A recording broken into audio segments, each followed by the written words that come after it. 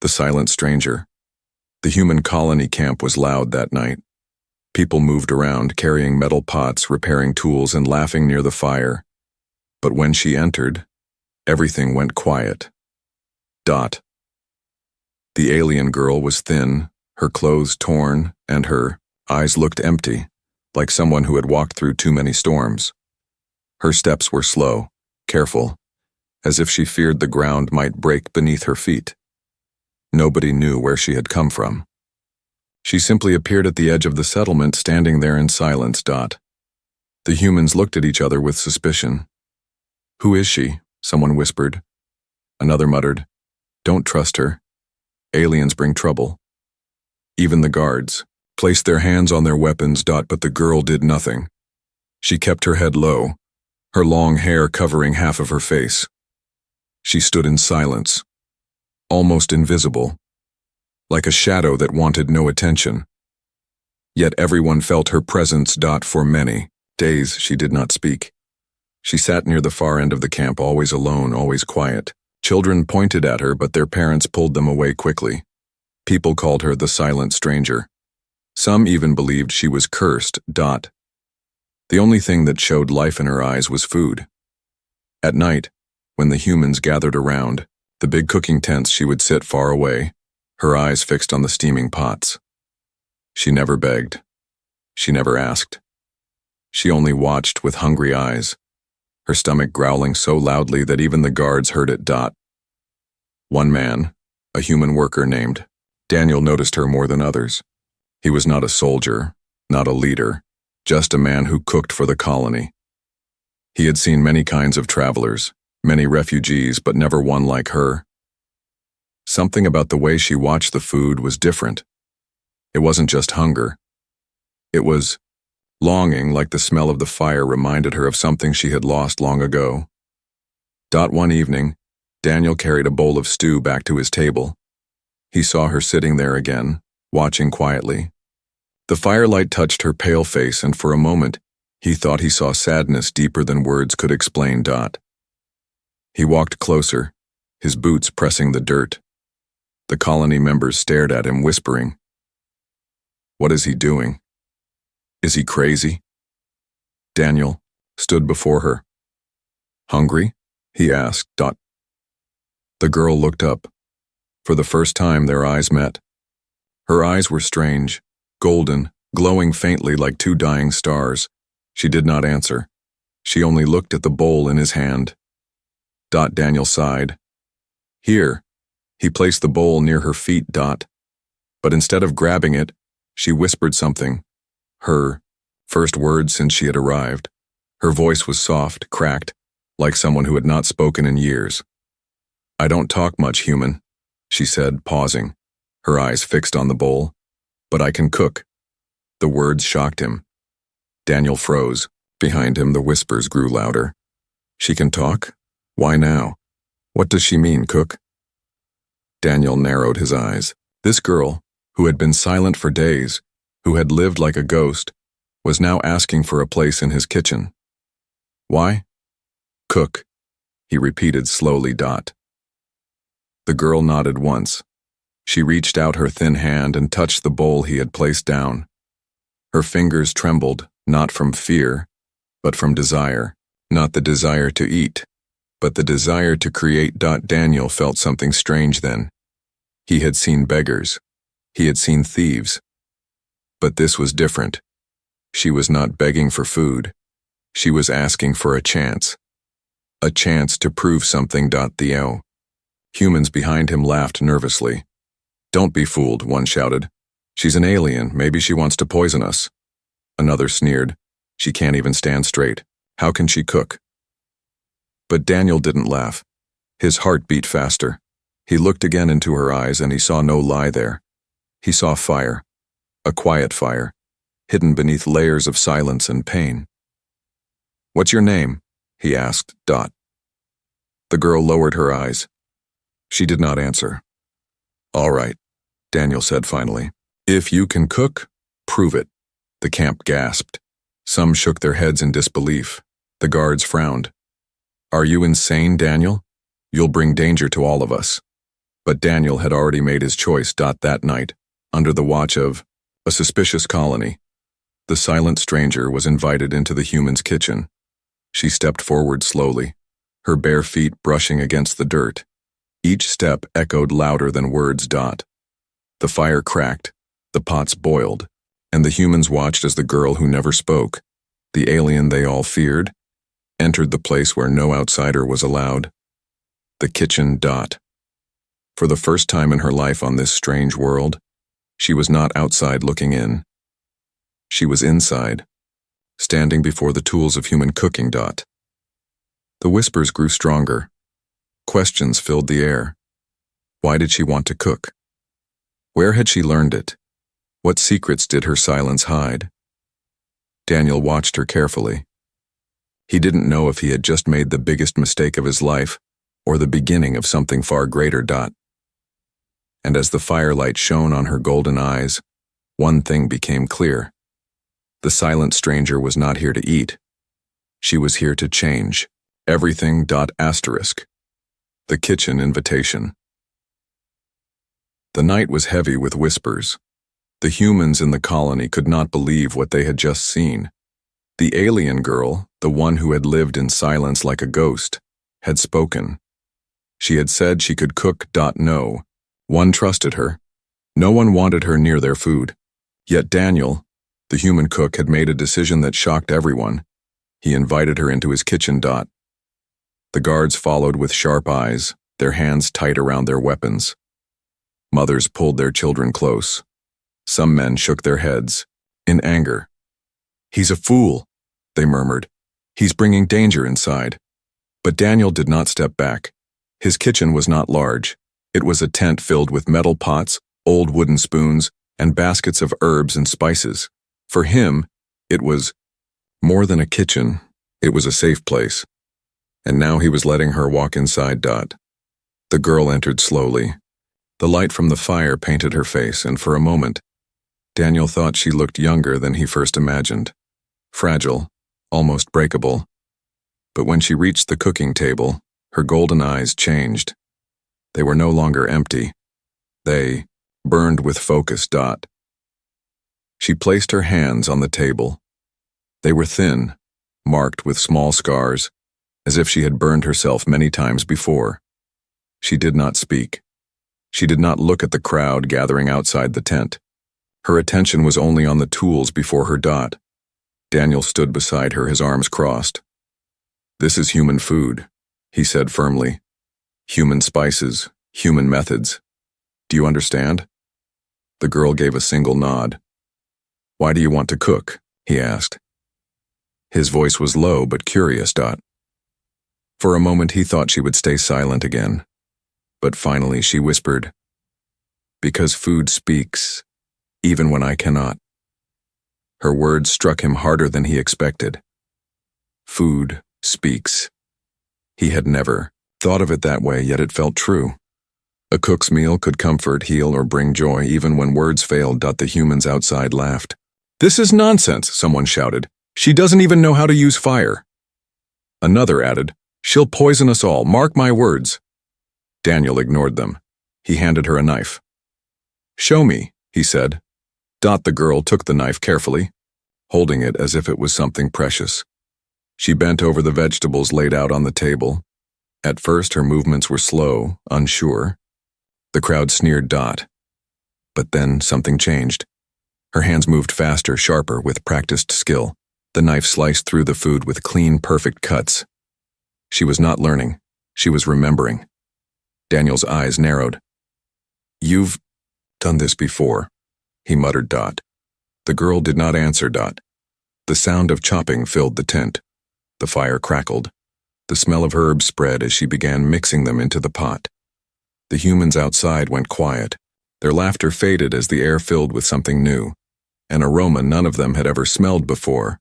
It was warm, deep, and strange.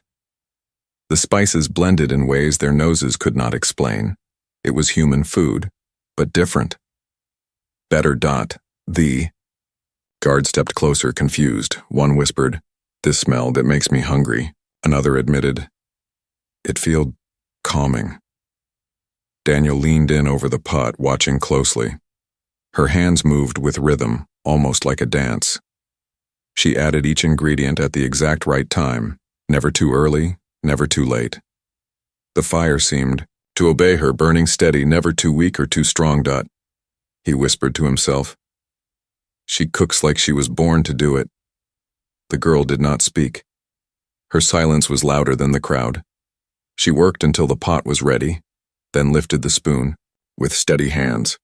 The stew glowed faintly in the firelight, its color richer than any human stew Daniel had seen. The colony gathered at the entrance of the tent, their eyes wide, their mouths watering, but no one dared to step forward. Finally, Daniel took the spoon from her hand. He looked at her, his face unreadable. "If this is poison," he said softly, "then I'll be the first to fall." The crowd gasped. Some shouted, "Don't do it!" Others begged him to stop. But Daniel brought the spoon to his lips and tasted the stew. For a long moment, nothing happened. He stood still, his eyes closed, the taste spreading across his tongue. Then his eyes shot open. His breath caught in his chest. He stared at the girl, his voice low but filled with awe. "This," he whispered, "this isn't just food." The crowd leaned forward, waiting for his words. "This is something more." The girl lowered her gaze, her hands trembling slightly. She looked almost afraid of what he had discovered. But Daniel knew one thing for certain. He had not made a mistake inviting her in. No. He had just opened a door to something greater than he could ever imagine. And outside the tent, the humans could not stop wondering, who was this silent stranger, and what secrets did her cooking hide? The first flame. The colony could not sleep that night. The air was thick with the memory of the stew. People whispered about it in their tents, unable to forget the taste Daniel had described. Some said it was magic. Others said it was a trick, but deep down everyone felt the same truth. They had smelled something powerful, something that did not belong to this world. And in the center of it all was the silent alien girl. The next morning, Daniel returned to his kitchen tent. He found her already there, sitting quietly beside the fire pit. Her golden eyes glowed faintly in the dim light. She did not ask for food. She did not ask for shelter. She simply waited, her hands folded in her lap. Daniel stopped in the doorway, studying her. The memory of last night's taste still lingered on his tongue. He had eaten many meals in his life, but never one that made his heart race with warmth. "You came back," he said. The girl nodded once. "You really want to cook again?" This time she lifted her eyes. "Cooking is the only way I know how to live." Her voice was quiet, but it carried weight, like every word had been chosen with care. Daniel sighed. "If I let you do this, everyone will watch.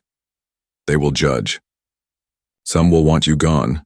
I don't care," she whispered. "Let them watch. Let the fire decide." Her words were strange, but Daniel understood. Cooking was not just survival for her. It was something sacred. So he stepped aside. "Then cook." The girl rose slowly, her movements graceful, but deliberate. She approached the fire pit and placed her hand near the flames. The humans who had gathered outside gasped.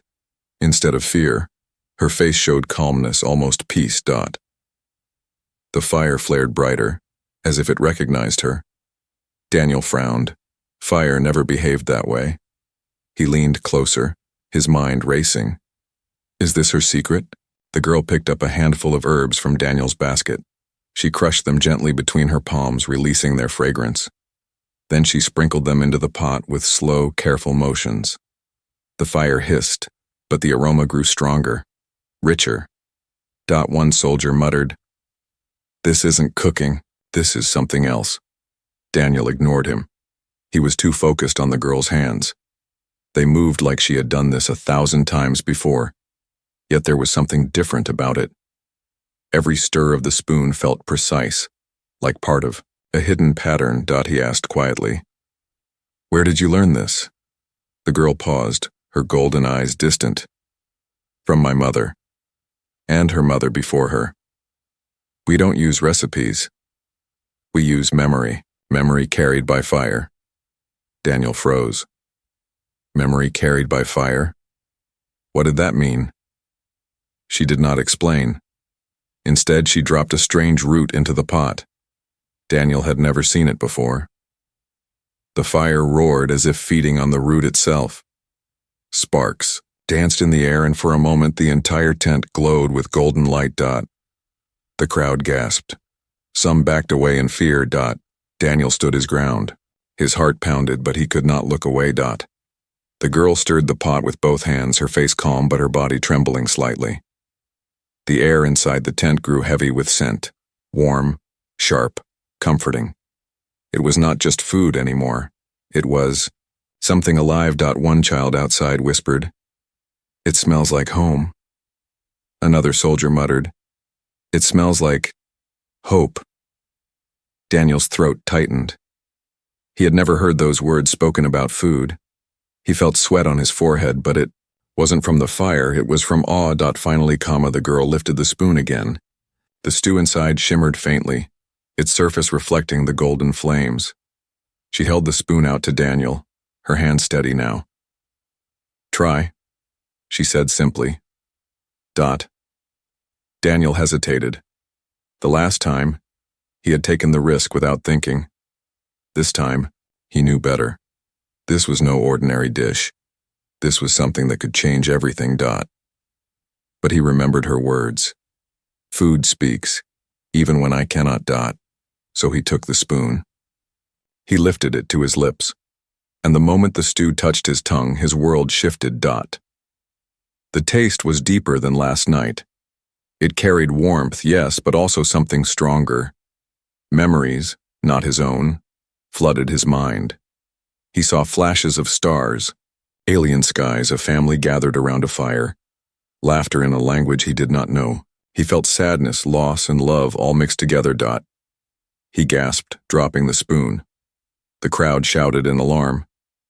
"What happened?" someone cried. "Is he poisoned?" But Daniel shook his head violently. His hands trembled as he looked at the girl.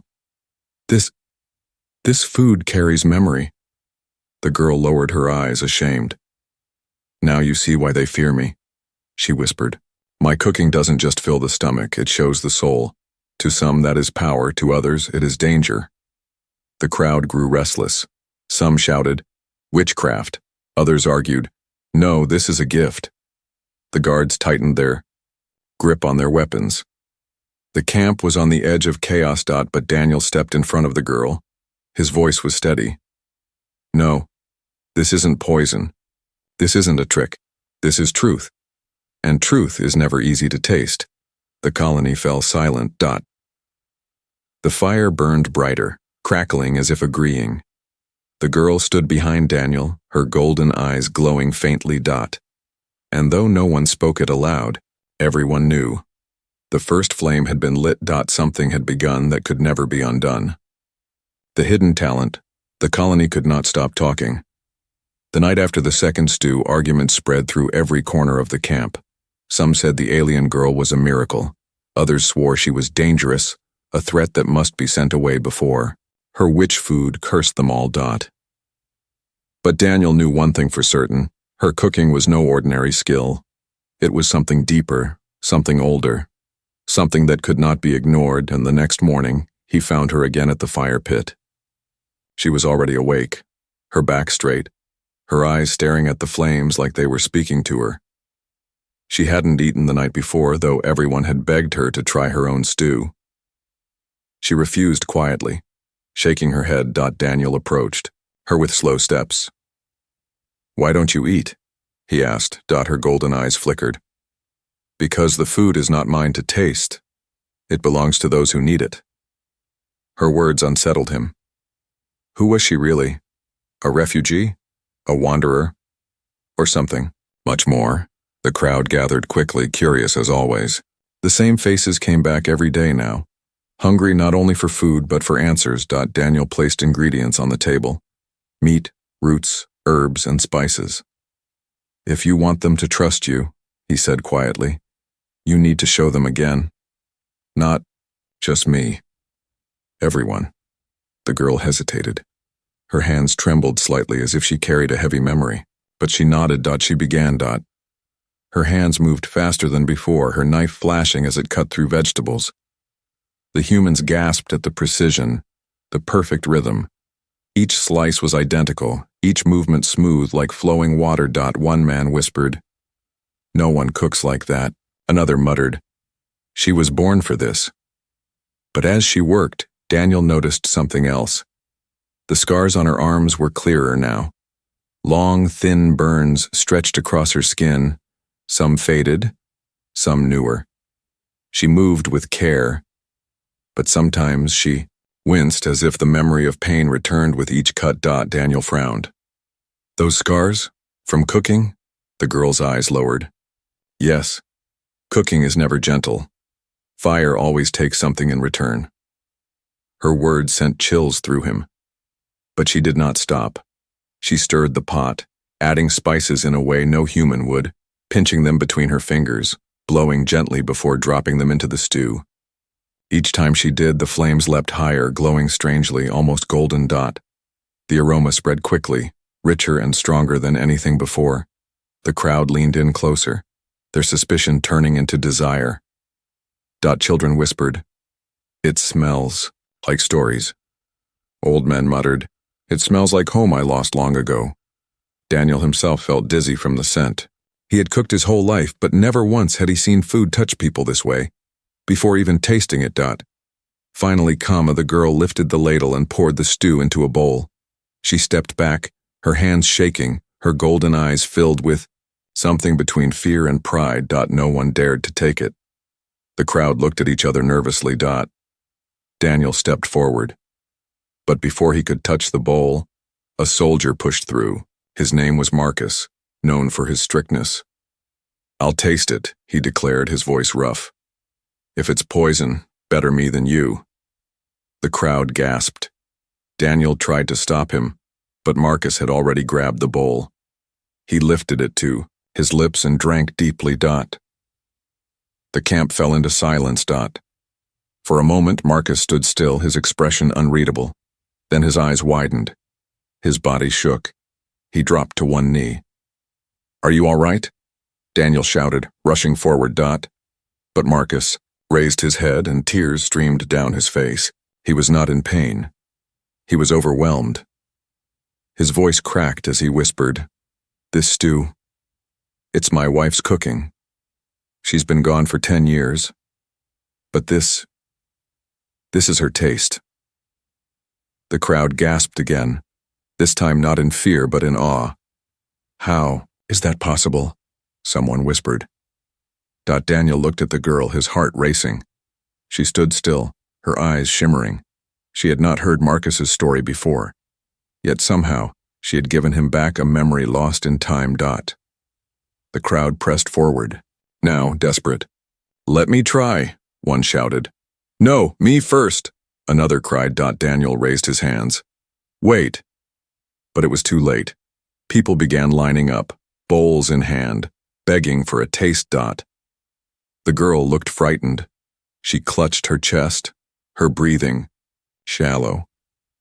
"This is why I hide," she whispered. "When people learn, they want too much. They take and take until nothing is left." Daniel placed a hand on her shoulder. "You don't have to do this alone." But deep down, he knew she was right. Her talent was no longer hidden, and once word spread, it would not stop here. As the crowd pressed closer, their hunger not just for food but for the memories inside it, Daniel realized something terrifying. Her cooking was not just a gift. It was power. And power always drew danger. The secret recipe. The colony was no longer the same. After the soldier Marcus tasted her stew and wept for the memory of his lost wife, the people stopped laughing at the alien girl. They no longer whispered about curses or poison. Now they whispered about miracles. Everywhere she went, eyes followed her. People stared, some with respect, others with fear. and many with hunger, not for food, but for the secret inside her cooking. Daniel noticed the change immediately. The camp was louder, busier. People asked him when she would cook again, what she would make, and whether she could prepare something special for them. Some even offered him supplies in exchange for one bowl. But Daniel also noticed something else. The girl herself was changing. She grew quieter, more withdrawn. Her golden eyes no longer glowed with determination, but with worry.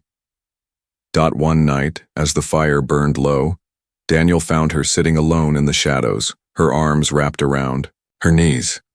"You've given them hope," he said softly. "Why do you look so afraid?" The girl did not look at him. "Because hope is dangerous. When people taste what I make, they don't just eat food, they eat memory, they eat life. And when they know this, they will never stop asking. They will never let me go." Daniel sat beside her. "You said before that your mother taught you. Was she like you?" The girl's lips trembled. "Yes, my people are not warriors. We are not builders, we are cooks. But our food is more than taste, it heals, it strengthens. It reminds the soul of who it is. My mother told me, this gift is both blessing and curse." She pressed her hands against her chest as if holding something hidden inside. "That is why I never speak. Words draw attention. But cooking, it reveals too much already." Daniel studied her face.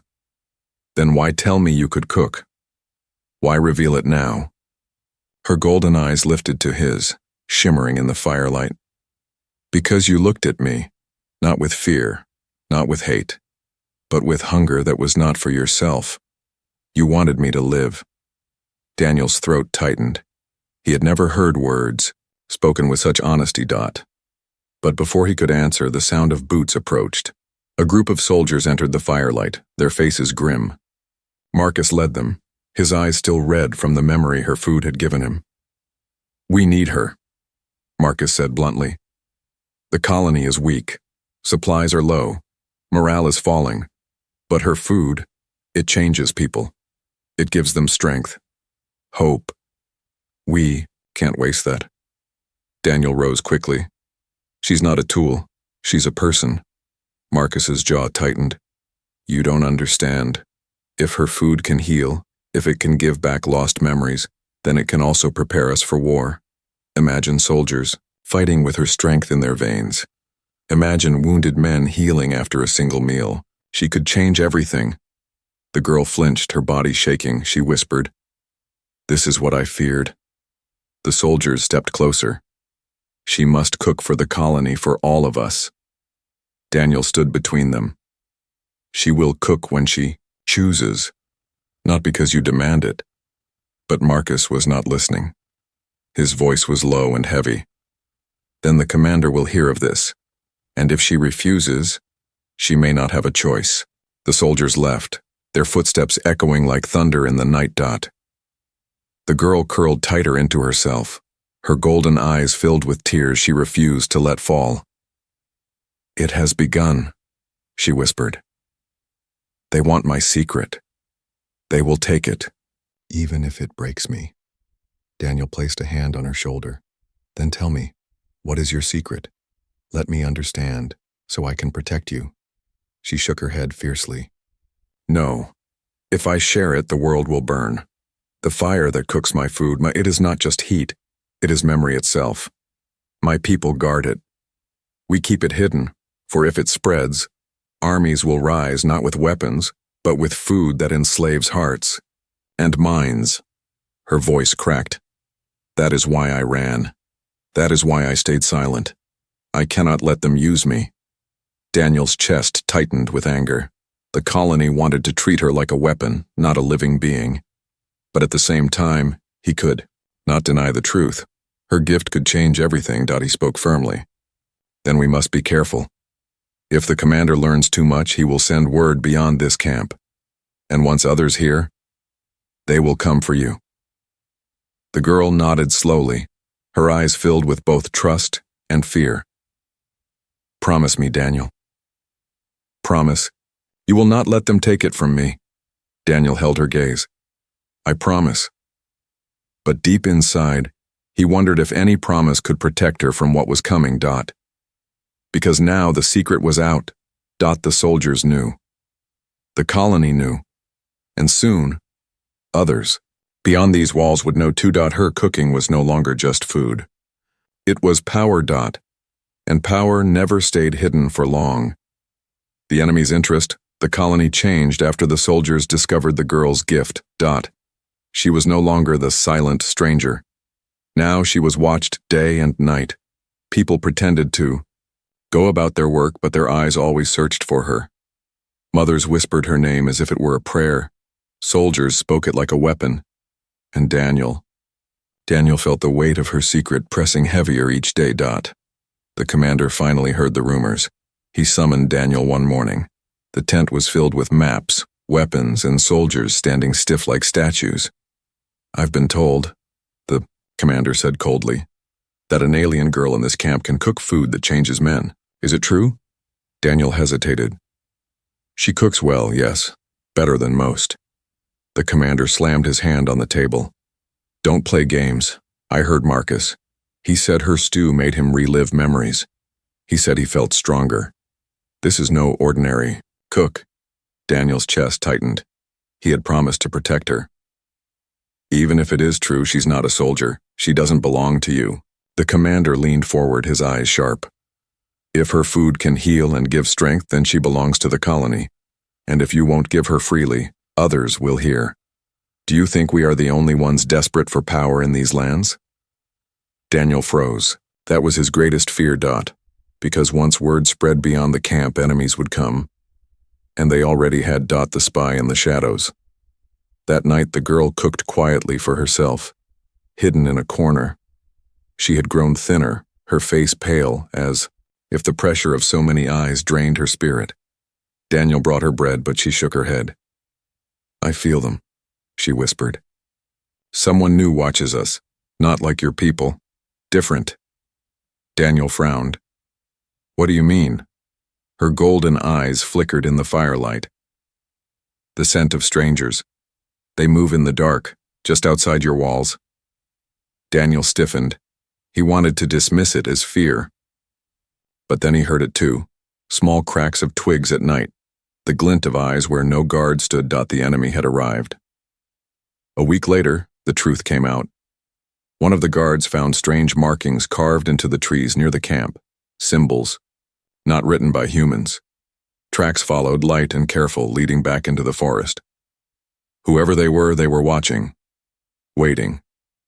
Daniel's stomach sank. He knew why. They had heard the same whispers. The girl's fear. That evening, Daniel found her again by the fire. She held a small stone in her hand, rubbing it like a memory. They are coming for me, she said softly. They always do. When I was a child, they came for my mother too. They wanted her recipes, her fire. She refused, and they burned our village to the ground. Her voice cracked, but no tears fell. She had cried them long ago. Daniel's fists tightened. We won't let that happen here. But she shook her head. You cannot stop them. Once the scent of my food touches the air, it spreads. Enemies follow it like wolves. They will not stop until they own me or destroy me. For the first time since she arrived, Daniel saw not just silence in her eyes, but terror. The warning 2 nights later, the attack came. Not a full assault, but a test. Arrows whistled over the walls. Shadows moved between trees. A guard was found dead near the watchtower, his throat cut, and carved into his chest were words in an alien script. Give us the cook. The camp was thrown into chaos. The commander shouted orders. Soldiers grabbed weapons. Mothers hid their children. And Daniel stood frozen, his heart pounding.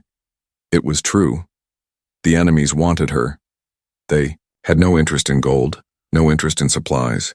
They wanted her and her food. The girl sat in the middle of the kitchen tent, trembling, her golden eyes glowing faintly like dying stars. She whispered, I told you. They smell the memory. They will not leave without me. The choice. The commander stormed into the kitchen. This is your fault, he snapped at Daniel. You brought her in. Now you will hand her over. If we give them what they want, maybe they will leave. Daniel's blood boiled. You would sacrifice her? She's not a weapon. She's not a prize. She's a threat, the commander barked. And threats must be controlled or removed. The soldiers around him muttered in agreement. Fear made them weak, and weakness made them cruel. Dot. The girl looked at Daniel, her face pale. This is how it always ends. No one protects us, not for long. Daniel knelt in front of her. Not this time. I won't let them take you. But as he said the words, he felt the weight of the entire colony pressing down. Could one man truly stand against enemies outside and fear inside? The enemy's shadow. That night, the forest glowed faintly with enemy fires. Strange voices echoed in the distance, chanting, waiting. Dot. The colony was on edge. Guards tightened their grips on spears. Mothers prayed. The commander prepared for surrender if things grew worse. Dot. But Daniel knew one truth. If they gave her up, it would not end. The enemies would return, hungrier, demanding more. Dot. And the girl knew another truth. If she stayed, the colony would burn. Dot. The fire in the kitchen crackled between them, casting long shadows. She held his gaze, her voice soft but steady. Tomorrow they will attack, and you must choose, Daniel. Hide me, or let me go. Her words hung in the air like smoke, impossible to escape. Dot. And as the night deepened, the colony waited in fear of the battle to come. The choice that shook the galaxy. The night before the battle, the colony was restless. Fires burned low, soldiers sharpened blades, and whispers of fear carried through the camp. Everyone knew the truth. An enemy force waited in the forest, ready to strike at dawn, and they wanted only one thing. The silent alien cook, Dot the girl, sat in the kitchen tent, her golden eyes dim. She had not touched food or fire since the message carved into the dead guard's chest. Give us the cook. Daniel stayed close by, guarding her like a shadow. He knew the commander wanted to hand her over. Many soldiers agreed. They thought sacrifice was safer than war. But Daniel's heart burned with anger. She was not a weapon. She was not a bargaining piece. She was more than that. Dot. Yet the choice pressed against him like a blade. Protecting her meant risking the colony. Giving her up meant betraying everything he believed in. Dot. The commander's demand at sunrise, the enemy drums began. The forest shook with chants in alien tongues. The sound made the earth itself tremble. Dot. The commander stormed into the kitchen tent. His face was pale, his voice sharp. It's over. We cannot fight them. There are too many. Give her to them, and maybe they will leave us alive.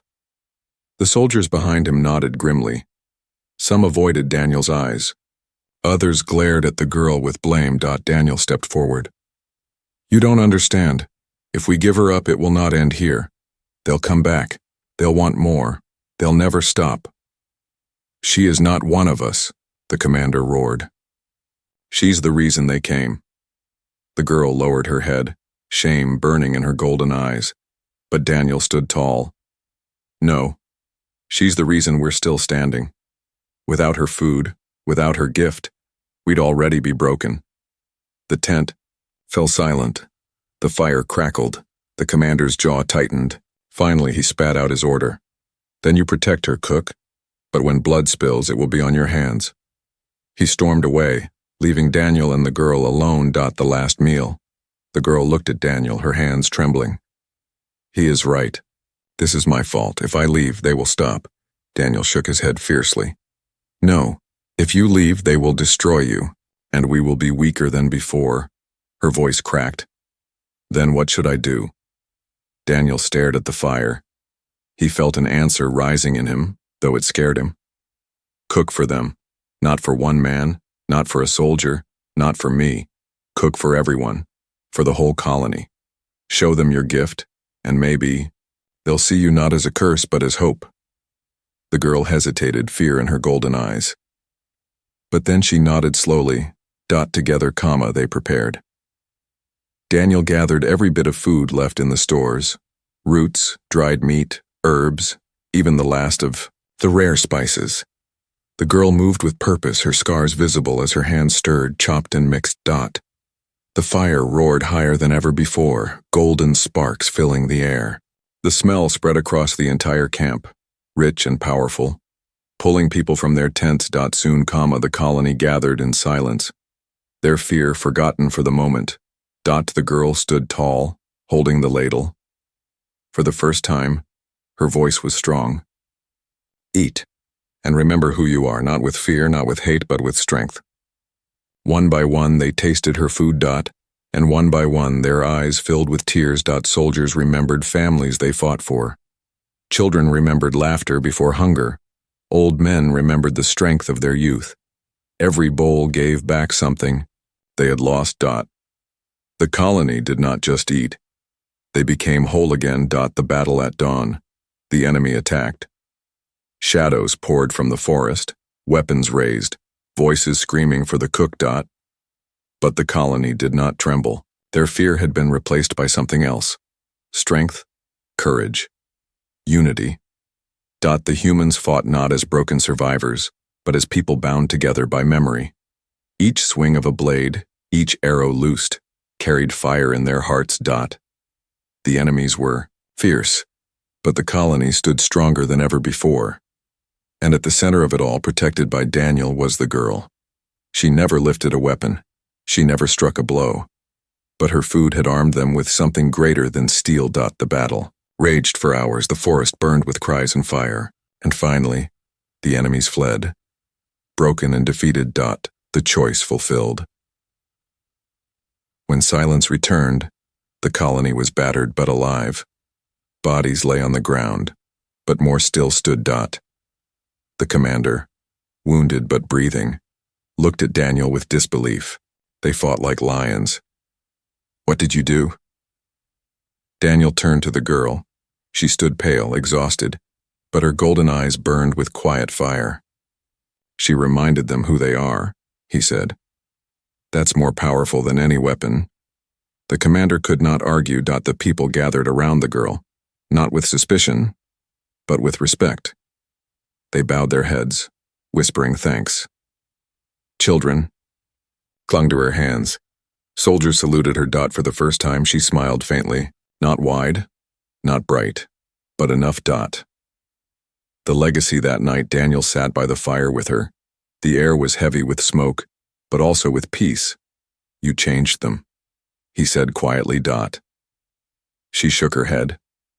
No, I only reminded them of what was already inside. Fire does not create, it only reveals. Daniel studied her golden eyes. So what happens now? She looked out at the colony, her face calm. Now they will carry my food in their memory, and word will spread. Others will hear. More will come. This was only the beginning. Daniel nodded slowly. Then we'll face it together. The fire crackled. The stars above burned bright. And in that moment the choice was made clear.